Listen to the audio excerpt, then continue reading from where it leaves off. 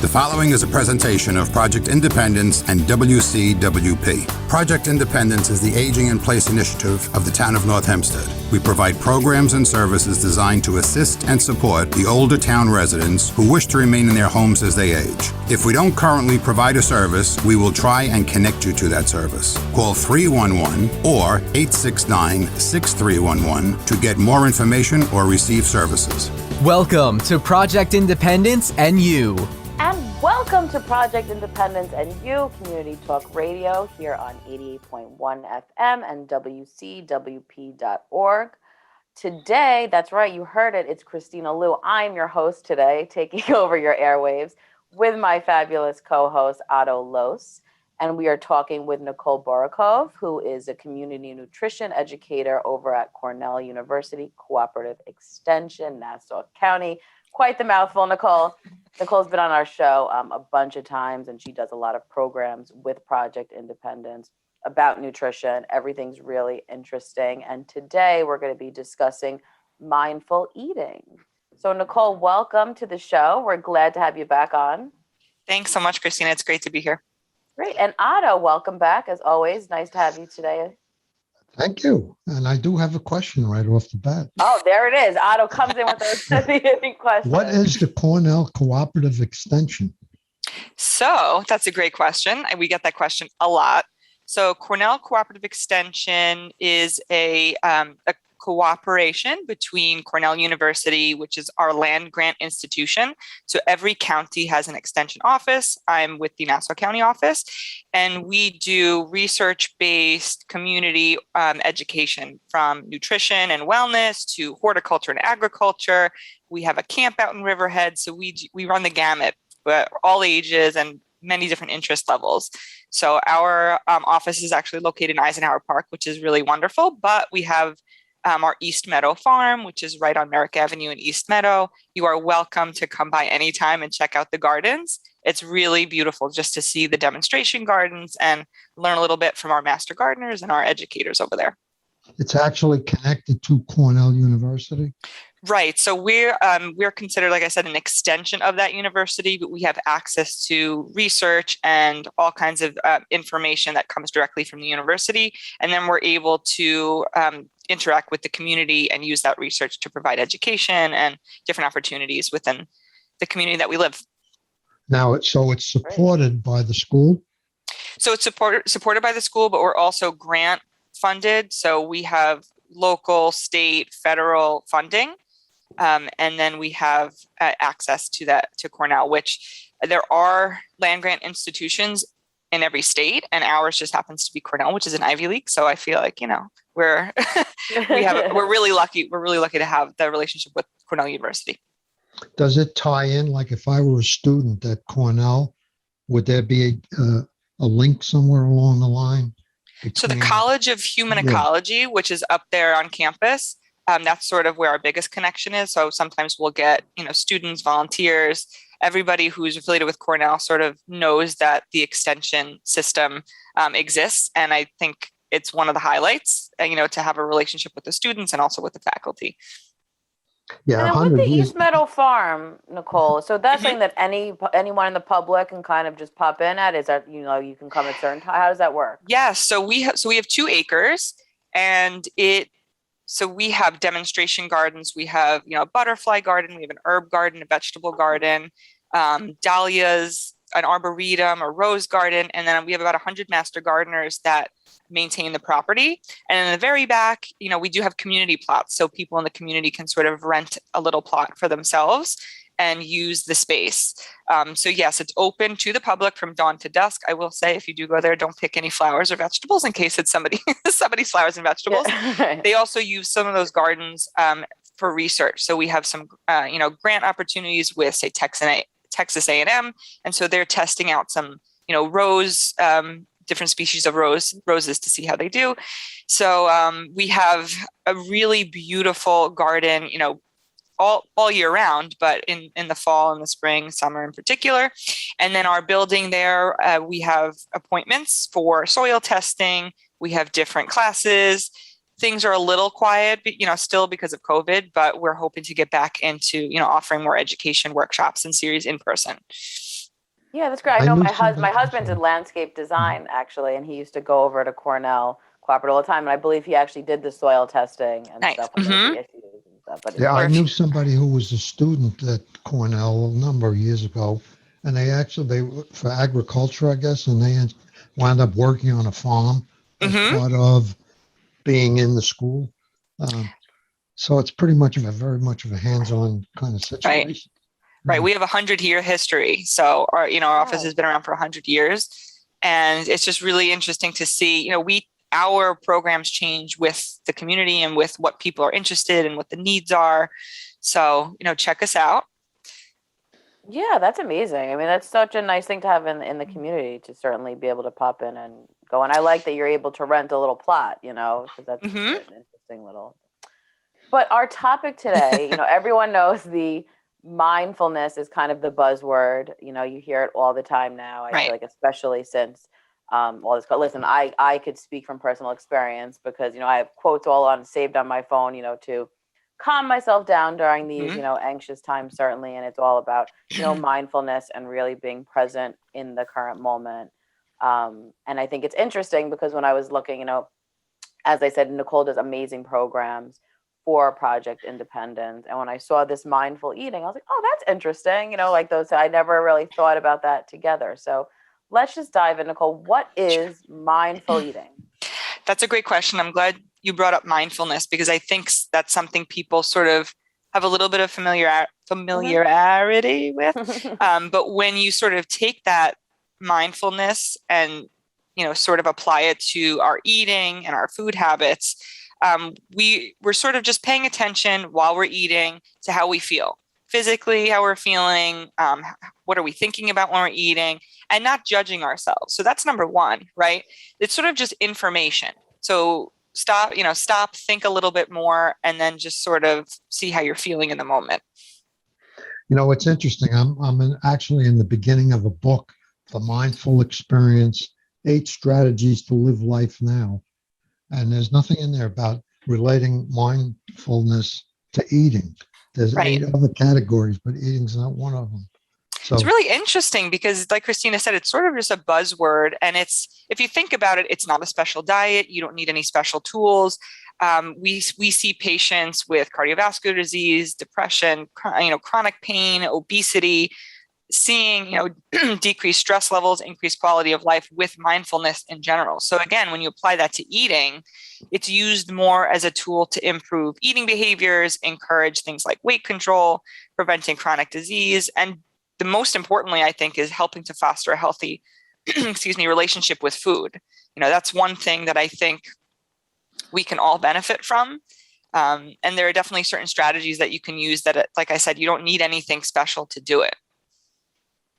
Absolutely. So, like I said, everyone hears this word mindful, and I think everyone throws it around. Oh, be mindful, be mindful, and it's really an active, process, something that you have to really engage in. You can't say, okay, like Absolutely. today I'm like mindful. You have to Right. really work at it. I think that's what makes it, difficult. So, like, how do you? I mean, what is different than mindful eating versus, like being on a diet? Like, how would those two be different? That's a really good question. So there's a lot of different sort of, I'll call them like fad diets or diets that are meant for weight loss. And what's good about this is it doesn't matter what, I'm a vegetarian, if someone's a pescatarian, someone's following a Mediterranean diet. It's really, like you said, a practice just about while you're eating. So whatever you're eating, right? Whether it's a bag of potato chips or a salad, you can still practice these strategies. So there's one big thing I think that's easy to do is sort of, one tool to eat more mindfully is something called the hunger and fullness scale. So again, whether you're, sitting down to eat Thanksgiving dinner or you're having, breakfast on a Tuesday, understanding what, 0, if that's the most hungry, and 10 being the least hungry, where you are, because it really is an individual experience. It's something that there's no right or wrong. It is absolutely up to you. And so you don't want to judge yourself. So have you ever been at a 0? Are you like physically shaking? Maybe you're really tired, you're getting headaches because you're so hungry. And then maybe 10 is Thanksgiving dinner, you're unbuttoning your pants, you're nauseous. Maybe you feel guilty. You just, you feel like you stuffed yourself and you're really, really full. So this is, it's normal to go back and forth all day long. But when you sort of think for yourself what a 0 and a 10 is, you really don't want to ever be at a 0 or a 10, right? Because then you're sort of more likely to, sort of get out of control. So you want to sort of stay in that moderate hunger, and full feeling, because when you start eating, when you're sort of, lightly hungry, you're more likely to stop when you're sort of, moderately full. And you don't, you won't eat until you feel sick. But that's one of the first. Go ahead, Otto. I'm sorry. I have kind of a simplistic thought on this, all right? And I have always thought this, that some people have a shut-off switch that works, and some people don't have a shut-off switch that works. I like that. And one of Otto always has these words of wisdom, these little so tips that come in. I like that. It doesn't work. They don't shut it off.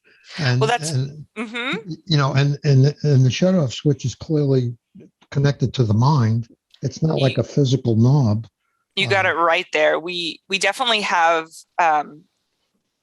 we have things that are released, right, to tell your body I'm hungry or I'm full, something called leptin and ghrelin.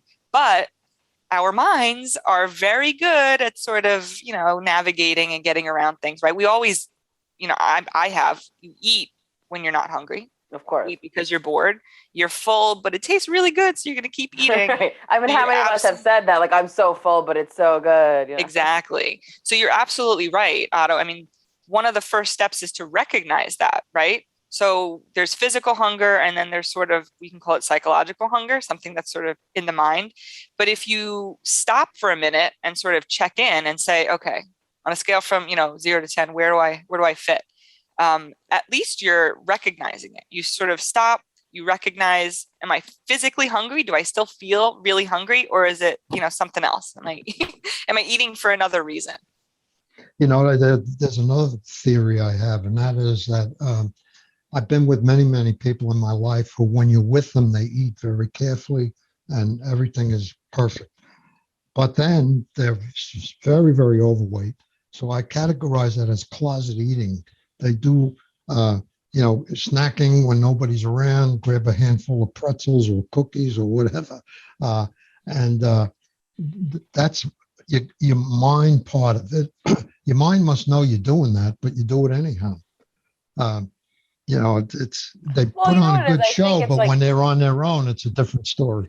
I think it's hard, and everyone's got different relationships with food, and I have this conversation all the time, and there's so many emotions, that's why it's called stressy. I mean, there's so many different things that go along with eating habits, because I was actually just on the phone with my mom yesterday, and we were talking, and she was saying, it's just in times of stress, it's food always symbolizes some kind of comfort, right?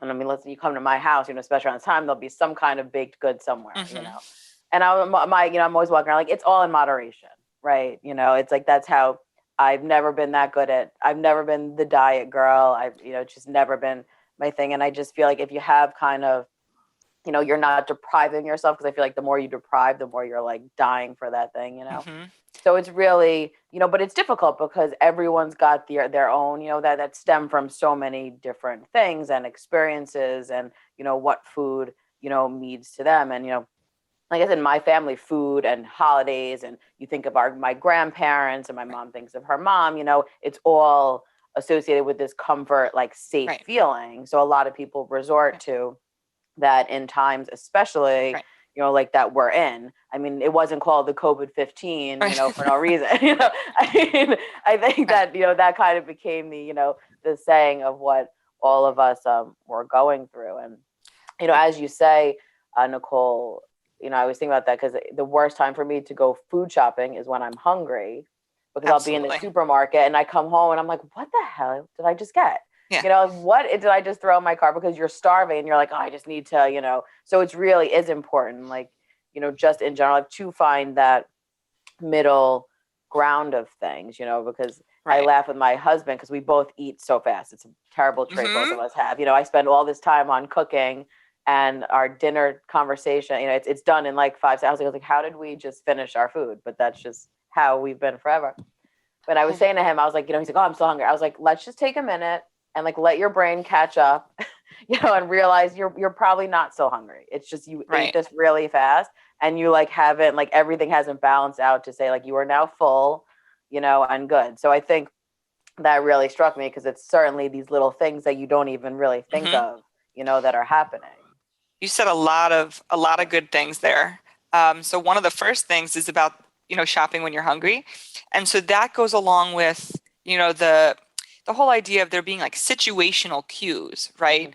So you're in a supermarket and you're starving and you weren't planning on getting, I don't know, Frosted Flakes or Cocoa Puffs or something like that, but they're right there and they seem good. Or, maybe not so much anymore, but if you're in the office and somebody has a birthday and there's a cake and you're not really hungry for the cake, but it's there.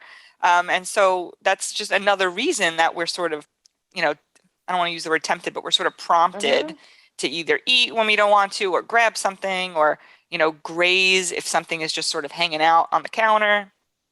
So that's definitely another challenge, I would say.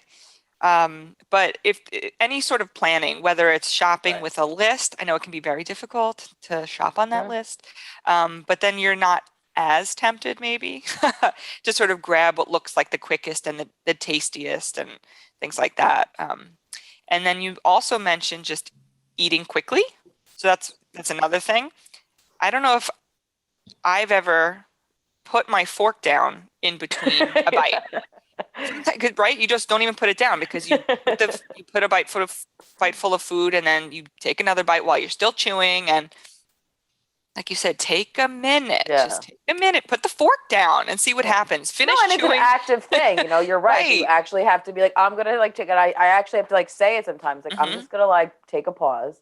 Because I spent a lot of time making this meal, and I'm gonna I need to like actually taste like what's happening. It. Yeah, absolutely. Taste it. Well, smaller bites also. I have a brother-in-law who's no longer with us, but we would go out to eat, and he might order a small steak or whatever, but he would cut that small steak up into very little pieces, and he'd be eating very slow. Now, the problem with that, of course, is a lot of people who eat fast are like looking at this and saying, oh, I don't know if I can handle it. There's another problem that happens quite often when you eat out in restaurants, is that sometimes, and they shouldn't be doing it, but the waiter will come around and clean off the table while somebody else is sitting there trying to eat slow.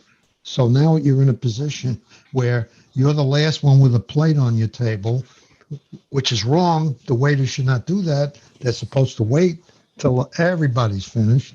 But there's a lot of physical situations that cause it to be harder to eat slow. If you have more than two Otto, people, I'm going to cut you off on that because we have to take a break.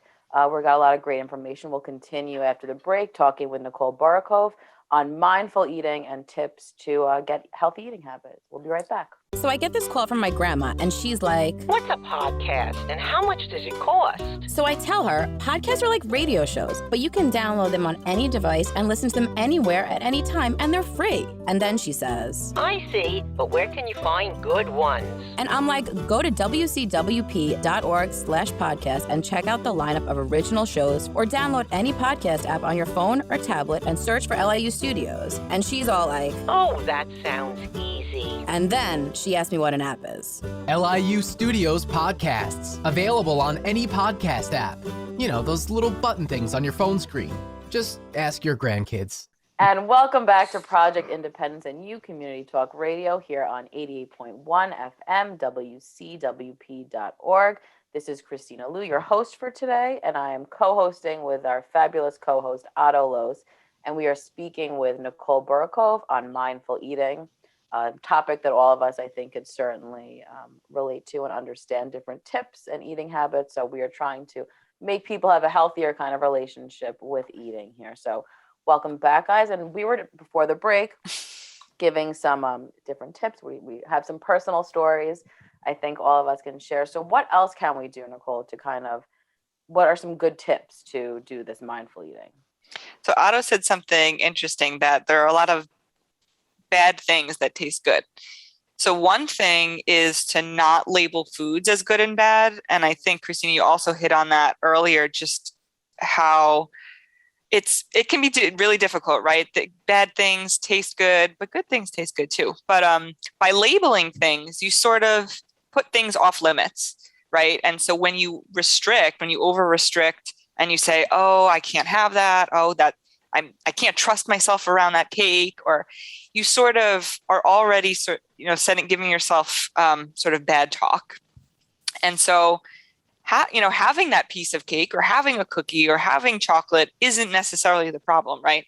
It's when you have, 12 cookies and an entire cake and an entire bag of Reese's Pieces or whatever, I'm talking about family size bag, big bag. So understanding that you enjoy something, and just because you enjoy something that's not necessarily the healthiest option doesn't mean that you still can't enjoy it. Because then there's going to be a guilt associated with it when you do have it. Maybe you're more likely to overindulge. I'm thinking about, Halloween's coming up, right? Maybe that whole your entire, your entire bag of candy that your kid gets trick-or-treating. So allowing yourself give yourself, show yourself some compassion and give yourself the opportunity to enjoy something like that, because then you can, not feel as guilty and maybe not eat all, the entire cake, and really taste it. So when you have a piece of chocolate cake, when you have, your favorite candy bar, and you actually take a bite and eat that food mindfully, right? Meaning think about it. How does it taste? What does it feel like? Maybe when you ask yourself those questions, you eat a little bit slower, you appreciate the flavor. And then at some point it doesn't taste as good as the first bite, right? So when you have a big piece of chocolate cake, maybe the 5th, 6th, 10th bite doesn't taste as good as the first, second, third. So again, it's really just sort of checking in with yourself, how you feel emotionally about what you're eating, and also how does it taste? How, do you feel physically with that food as well? So again, a bird just ran into the window. Sorry. And scared and sorry. Reset. Anywho. So again, getting away from that restrictive eating pattern gives you a little bit more, freedom. Well, I think you're absolutely right. Yeah. I have a vice for if I have a sandwich, I always have to have potato chips with that sandwich. All right. But you can get kettle cooked potato chips, which are not as fat and minimal amount of salt. So, but I enjoy the potato chips when I eat them. So there you go. Right. Good, Sorry, go ahead. So good. No, absolutely. I mean, that's a great, it's like these, and I think that's the key, because, we could all laugh because it sounds like, you go back to this kind of when you're a kid, the more you're told not to do something, like the more you want to do it. Right. Mm-hmm. And I think even as we get older, it's something that is, because I know a lot of people that were like, no, I can't touch the cake. I'm not even looking at the cake. But like, you're obsessing on the cake. Right. Like you can't get past this cake, because we have a lovely senior group who meets, it's exciting. They're back to meeting. They were on break for so long after, during COVID, with the height of the pandemic. But now they're back, and this group always brings us some kind of cake or baked product every Tuesday that they come in. Lovely gesture.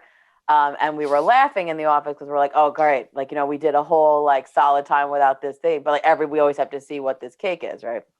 And, my thing, I was like, listen, and I'm going to take a little sliver of the cake, right? Just taste the cake. I need to know what the cake tastes like, because I just need to get it out of my system. And it's like, and that little taste, all jokes, I can go a long way, and I think it's what, you're saying, Nicole, is that because you're just enjoying it, because we've all, I think, been there where we've had the giant piece of cake, and after you eat it, all you could feel is like, ugh, I'm like, I'm weighed down. I ate like way too much. And it really takes the novelty away of just enjoying that, cake or whatever it might be. So I definitely think that when we go out to dinner with a few people, you kind of like want to have it last a little long. You don't want to just come into the restaurant and 40 minutes later, you're done. So I'll always say, well, why don't we get a dessert? One dessert, which we'll share between us. and pass it around. Everybody gets a taste. And frankly, it kind of makes a kick out of it. And, you don't have to have a whole dessert. You I get to agree. And I taste think that whatever that's it is. actually, being, you're kind of proud. I think that's what a lot of people can get from listening to this, is that you might be doing little things that actually fall under this mindful eating category Right. that you don't even realize you've Right. been doing. It's kind of just like your trick of the trade or whatever. And but I think that that's certainly that's kind of what we do too, Otto. That's like our go-to. It's like, you feel better about yourself. Let's all just split it. We're just gonna have a little piece, just to know. Absolutely.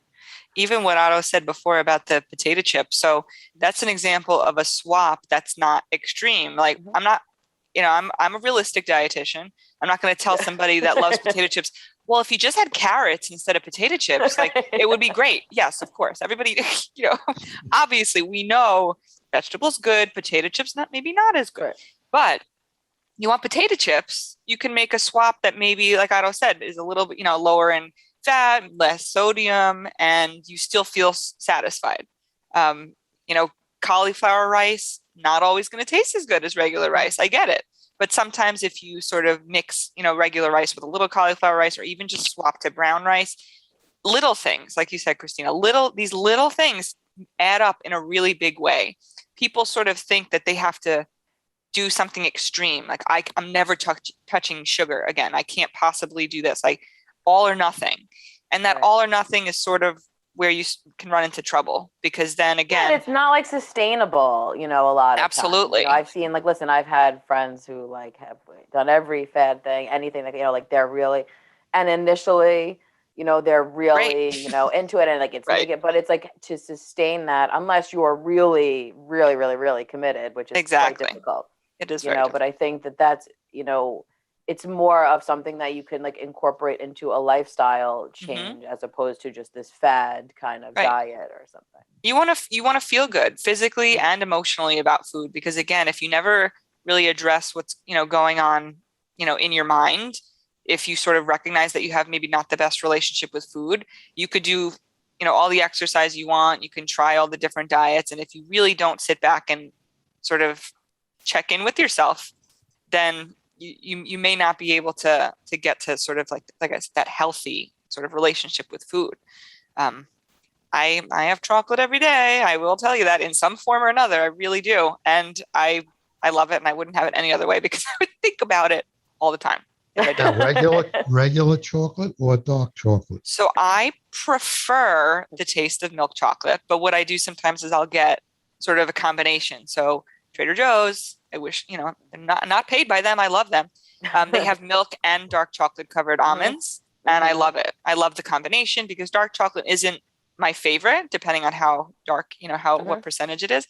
But I'm not going to force myself to eat dark chocolate and sit there and be like, well, this is better than milk, right? It's healthier because it has antioxidants. It's not going to satisfy me. So I know I like milk chocolate. But another area that I see a lot is what you drink. And I know the people I know who drink Diet Coke, none of them are thin. Why you like I love when you drive through, McDonald's, you get like, your full meal, and then it's like, and I'll take a Diet Coke on the side, It's a two-hander though, That's right. It's a giant. It's true, but it's bad stuff in my opinion. It's addictive. First of all, a lot of people are addicted to Diet Coke, not the brand, right. But they are addicted to it. Well, there's a few interesting things about sort of diet drinks or things like that. It tastes sweet, right? And our bodies, when we eat something sweet, we associate it with nourishment and energy. And so when you drink something sweet that's not giving you any energy, your body's like, I'm expecting some kind of fuel, give me something. And you sort of crave it more. You want something to actually be like fulfilling and provide you with that energy. So it's a slippery slope. It can absolutely be a slippery slope. Will it save somebody a few hundred calories if they're used to drinking regular sweetened beverages? Absolutely. But it's sort of, you gotta take the good with the bad, I guess. No, and I think you're like, obviously, and I get that, because there was remember like, we would always have like diet Snapple, was something we would always have. And at the time, I was like, oh yeah, it's, but you're right. Cause it had a sweeter taste, but it was something, and you're like, oh, well, like, I just prefer the taste of that. We used to always say, we're like, why do we like just prefer the taste? It's something that you don't even think about, and I think people say, oh, diet, it's got to be better for you. Like, oh, Right. it's diet, it's less calorie. And I think that that's something, and there's no shame in anyone, if you want, if Absolutely that's your thing, not. you know what I mean? Right. If that's your jam, you have Absolutely. that diet Snapple as, that could be your treat if that's what you like to do. Right. Definitely always want to bring it back to the no judgment. The whole mindful eating is it's information, how you're feeling, what you want in that moment. If you want to call it a craving, like what you're actually like sort of really thinking about eating, how you're feeling, it's all information. So again, no judgment anywhere from me. Don't judge yourself. I think we are hardest on ourselves. Absolutely. Your friends over there having a Big Mac and fries, like, you go, girl, like, you want that, you eat it. And then we sort of talk to ourselves negatively when it comes to the same sort of situation. So be kind to yourself. No, it is. And I think that that's a huge part of it. And listen, it's something that, as we said earlier, you have to really like work on, it's something it's like Practice. An active thing that goes on in your brain to really kind of, work through like a healthy thing. Listen, no one's going to be healthy 24/7. That's why you got to like opt for certain little things that, can, satisfy you and not make you, feel all these things, because you get sucked into this headspace. And I think we've all certainly been there, where you're like, oh my God, why did I do that? Why did I eat that? And you're obsessing, and it's like, I'm always like, tomorrow's a new day. Right. Like last night, full confession, my husband and I were running a whole bunch of errands, trying to get our Halloween stuff ready to start decorating. And it was late. And I was like, babe, like, what are we going to get? I was like, let's just go get some pizza. I was like, and we were laughing because we haven't had pizza in like a while. And it was really enjoyable. Right. And the two of us looked at each other and we're like, you know what? It's really tastes great, this pizza, because we like don't have it every single day. So it's like little, and it becomes like a treat, and it was just like, and then I have to say, then my mom had this delicious pound cake and I had to try a piece of it. So, it was kind of a rogue day. That's okay. Did you toast the pound cake and put ice cream on it? It was warm. It was delicious. It was so worth it, because my husband was laughing at me when I brought it down. I was like, Jay, you have to try this. And he's like, where did this even come from? Barbara went to the bakery. It's delicious. I can't say no to like a marble swirl chocolate on top pound cake. It's never going to happen. So, well, that's the thing, right? So I always think about like a Thanksgiving table or dessert table or something like that. And, my mom makes her apple pie and somebody makes a pumpkin pie. And then there's, like Oreos or something on the table. I'm like, well, I could have Oreos anytime, but this is, pumpkin pie, whatever it is special occasion. My mom makes, stromboli, whatever it is, like once a year. Yeah, right. And you enjoy that. You go for it. You know what I mean? It's because otherwise sometimes when people are really limiting or over restricting and they sort of look miserable in certain situations. Yes. And again, I could skip the Oreos. I could skip, the Chips Ahoy, but I mean, I don't personally like pumpkin pie. I'll do more of like an apple. But it's not something that I have access to. My mom's not, home making apple pie every day, but I'm going to enjoy that apple pie. Now, Nicole, something that you actually taught us a long time ago, and we always say on this show, we get these golden nuggets, right, that our guests give us, and it's something that I love because I've had so many, from all these different speakers we have, and I remember you always saying, especially with holidays, to have like a colorful kind of plate going on, so like the more colorful, it's because, and then you think about that because usually that means that there's probably like vegetables. There's a good mix of different, your protein. And then of course, everyone's going to have some kind of starchy product on their plate. But, and it made sense because I always think about that now is, if you really look at your plate and listen, it's aesthetically pleasing too, which I think also has a lot to go into, eating. I used to laugh at my grandfather because he would always say like presentation. Eat with your eyes. Right. He'd be like, if it doesn't look, and we used to laugh because he was quite difficult at times, the great Tasso, but, we used to, because his when he was older, he had his home health aides. They weren't necessarily presenting his meal the way he wanted it to be presented. And he would try and tell them, educate them, in his Greek philosophical way. God bless my grandfather, about the present. But I think about that a lot when you eat, because if something looks appetizing, and it doesn't need to be this mound of a portion, so it's really interesting. It's these little things that can kind of, make your brain, work in a different way, which I think is interesting. But I think, like, if you think about somebody who is overweight, all right, the difficulty that they might have in their mind, first of all, most people who are overweight know it. I don't think it's a secret. And I think, like you said, you can't put yourself down, and you could put yourself down if you're overweight. Mentally, it might be difficult, I think. So for people who are in that category, to start in mindful eating as opposed to diet eating, I think it would have to be looked upon as a very long-term change of life. It's something that you're not going on a crash diet so you can lose 30 pounds in a week or 2 weeks or whatever.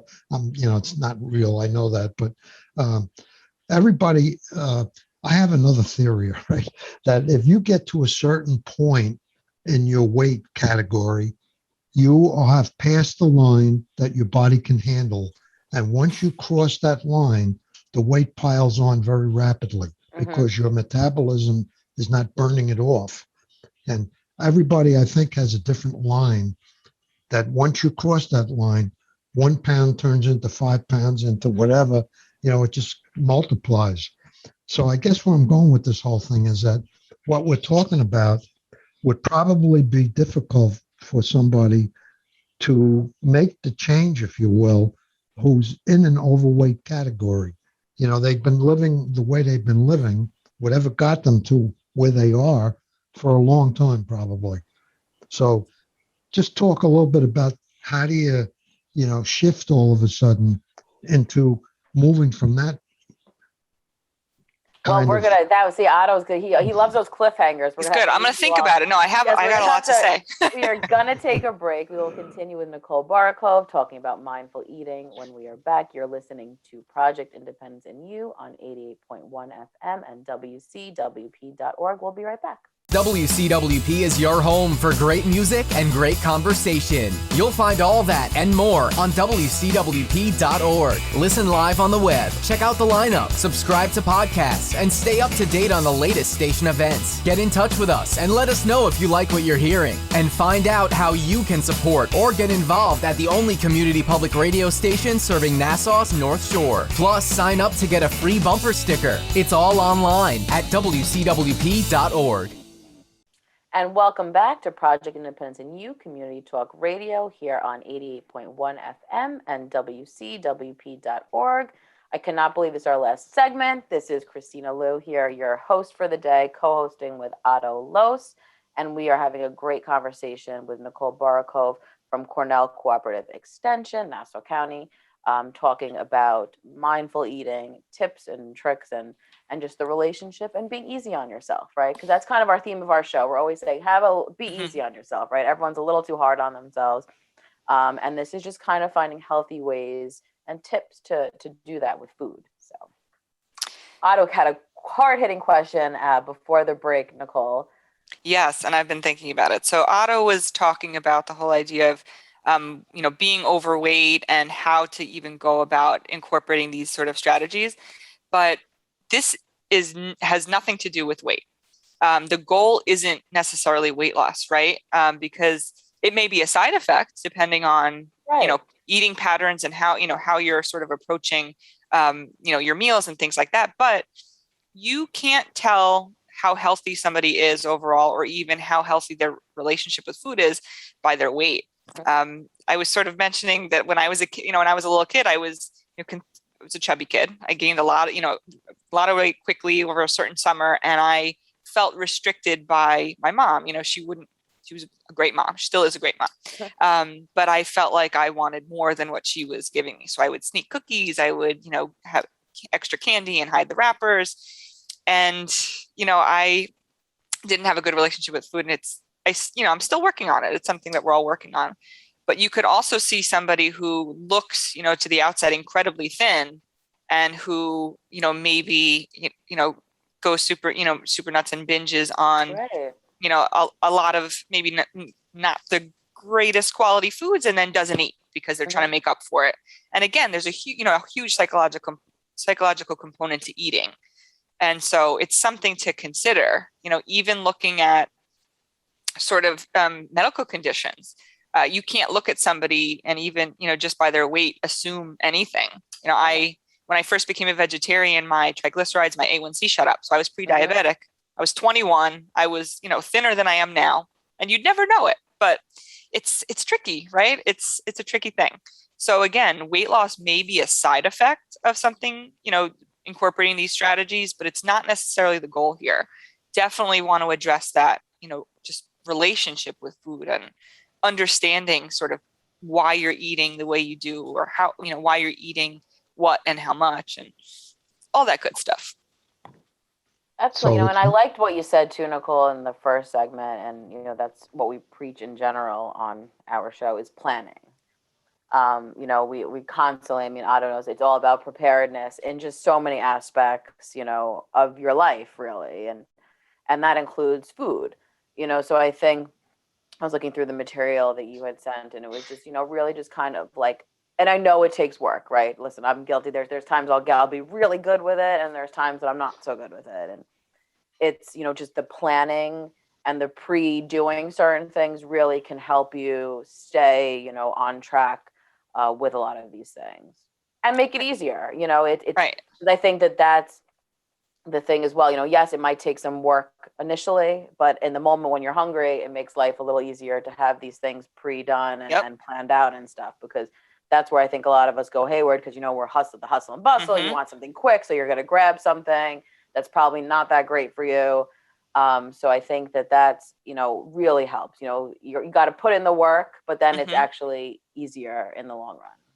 Well, you're out running around doing a little shopping and whatever. So why don't we just drive through McDonald's? Right. It's easy. You can drive through, you pick it up, you eat, and you're done. But that happens sometimes, and that's okay. Yeah. But then you sort of, all right, well, if I'm going to go to McDonald's, I don't have to get a supersize this. I don't have to get extra this and 10 of these and 2 of those. And you don't have to necessarily go, all out. You can, right? I'm sure that might happen too. But if it's a semi-regular thing, you sort of just take note of what you're getting and what, maybe get a salad in addition, or get us, smaller fries, because I know those fries are good, right? Yeah. No, it's true. And I think that these are all I love having you on, Nicole, because I think you give really practical, information that all of us can kind of incorporate. No one wants to hear no, you cut that out. You don't even look at it. You don't even think about it. And I think it's not, like we said, it's all about sustaining these things. And yes, I know a lot of these certain diets and crazy trends that are out there. Especially now we are inundated constantly with this diet culture and these quick fixes, because listen, I get it. Who doesn't want a quick, I'd love to drink a cup of tea and I miraculously am have the flattest stomach in the universe. Right. I'd love for that to be the case, believe me. But it's certainly, not something to see. And yes, it might, these diets, you might shed, weight quick. But it's not necessarily always the best thing, and something that you can kind of just go with for, your whole life. So it's definitely, these are great tips, and it's okay, to do your drive through, get a side. I like the side salad, 'cause I've done that before. It's like, I'm going to get some chicken nuggets and, I'll grab a salad on the side. And why not? Right. Because even if not every part of your meal is what we call nutrient dense, right? Like packed, and it's like vitamins and minerals and fiber and all this great stuff. At least you got a little something in there. You got a little color to start.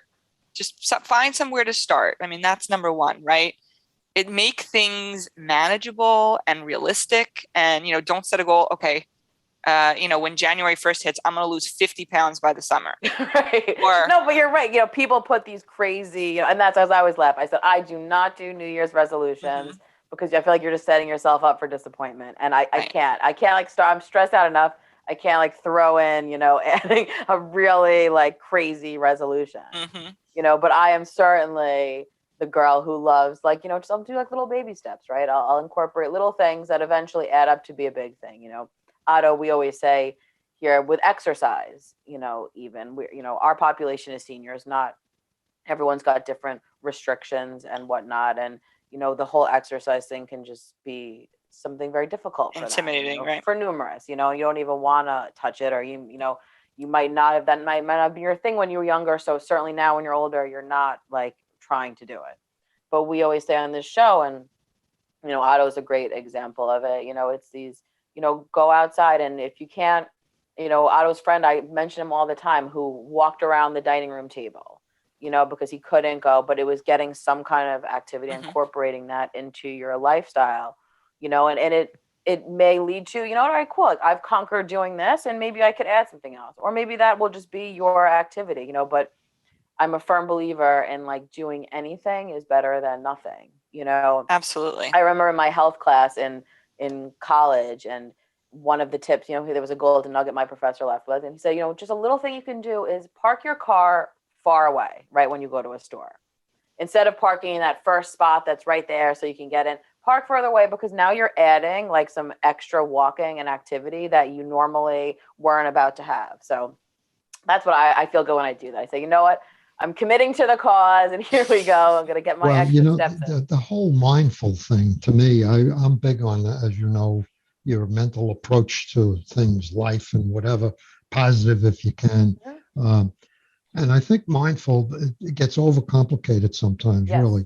The bottom line is, it's, to me, being aware of what it is you're doing at that time, whether it be eating, whether you're walking down the street, be aware of what's going on around you. Just pay attention. And, I like, there's a whole book I'm started, all right? I don't know how far I'm going to get, but I started it. I'm thinking to myself, this is like 200 pages about mindfulness. Is it really that complicated? I'm not too sure. I have to, I'll dig and I'll scan through it. But it applies very much to eating. It applies to everything. Everything in life, of course. Like, I'm big on playing golf and bowl and whatever. Being aware of what you're doing, like, it's big in sports. You got to be, your mind has to be into it. Or if you're thinking about shopping later while you're trying to hit the golf ball, it's not going to work. And if you're thinking about rushing through this meal, or not even knowing what you're eating because you're watching Dr. Phil or whatever, and you sit there for 20 minutes eating while you're watching them, you have no idea what you ate. It just blows by. So again, I go back to the concept that mindful is not that complicated. You hit the nail on the head. I have a quote that I usually end my presentation with, and it's, when you're walking, walk, and when you're eating, eat. And it is, you just summarized it absolutely perfectly. Because there's, being mindful and mindless, right? You're not even present. You're not aware. You're distracted. And it's just exactly what you described. Yeah. And it's certainly, it's very, because my grandma, I remember, used to always say that to my mom. Because listen, me and my mom were both, cut from the same cloth of, worrying about other people. There's a lot of, we laugh because we say, if someone was in our brains at any given time to see like all the different things that we're thinking about, like, you could I laugh at my mom because, like, you literally can look at her face and see like the wheels turning. Right. There's just so many different things going on. And we like laugh about it because I'll call her, out on it. But that's such a great point, Otto, because my grandma used to always say to her, when you're at work, focus on work, right? If you're home, then like, don't be like bringing all this with you. And it's hard. I struggle with it all the time, but it's something that I think is important, and it is simple when you think about it. It's like really just, and I'll actively do that. If you feel your mind wandering to something else when you're doing something, be like, no, like, you have to like shift. Right. And even if you got to talk to yourself or say Focus, it out loud, right. It's really like, I'm going to shift now, and focus on, the task at hand, because it's certainly something. And we're in a society of distractions. An example which relates back to my business world. I was very involved with Barcode when Barcode first started. And I was involved with sales. And we would do surveys of warehouses and distribution centers and whatever to see where it might fit. Because keep in mind, this was in the beginning, and all the pieces that go around it weren't there yet. So I would walk through we'd do the survey, walk through the warehouse, whatever. And on the other end, I would talk to the salesperson who maybe worked for me or whatever. And I'd say, well, what did you see? You know, when we went through there, and they tell me what they saw. And I said, well, did you notice this corner where they had like 200 scanners from a competitor for barcode? You know, so again, it's the whole idea of being mindful and focused on what you're doing at that time. Look around, look and see what's going on.